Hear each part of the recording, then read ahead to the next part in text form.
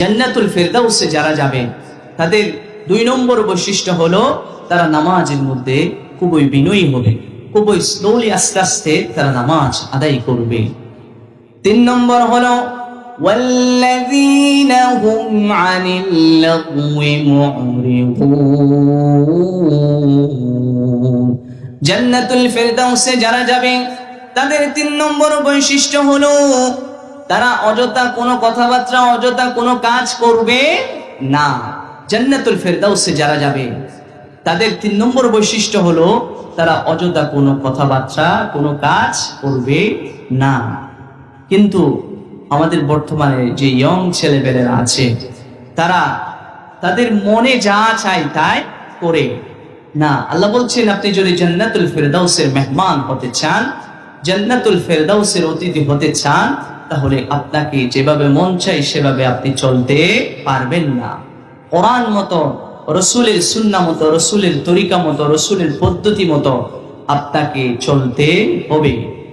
তাহলে আমরা যেভাবে মন চাই সেভাবে কি করি? কথাবার্তা বলি।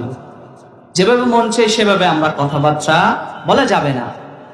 কোরআনুল কারীমের 50 নম্বর সূরা সূরাতুল কাফের 18 নম্বর আয়াতের মধ্যে আল্লাহ কি সুন্দর করে জানিয়ে দিচ্ছেন, দেখেন, মা ইয়ালফিযু মিন কওলিন ইল্লা লাদাইহি রাকীবুন আতীদ। তোমরা মুখ দিয়ে, জিহ্বা দিয়ে যে কথাগুলো বলো, সেই কথাগুলো রেকর্ড করার জন্য আমি একজন ফেরেশতা সর্বদা নিযুক্ত করে দিয়েছি, নিয়োগ করে দিয়েছি। তাহলে আপনি আমি যে কথাগুলো বলছি সব কথাগুলো লিপিবদ্ধ করার জন্য, রেকর্ড করার জন্য আল্লাহ একজন ফেরেশতা সর্বদা নিযুক্ত করে দিয়েছেন। সেই কারণে যেভাবে মন চায় সেভাবে আপনি কথা বলতে পারবেন না। যেভাবে মন চায় সেভাবে আপনি কথা বলতে পারবেন না।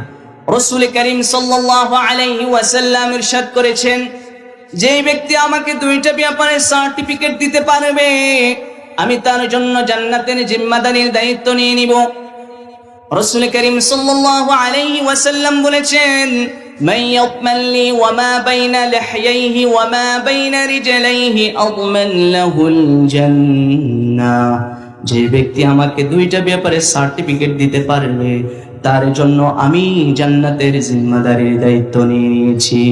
1 নম্বর হচ্ছে যে ব্যক্তি জিহ্বার হেফাজত করতে পারবে। 2 নম্বর হচ্ছে যে ব্যক্তি লজ্জাস্থানের হেফাজত করতে পারবে।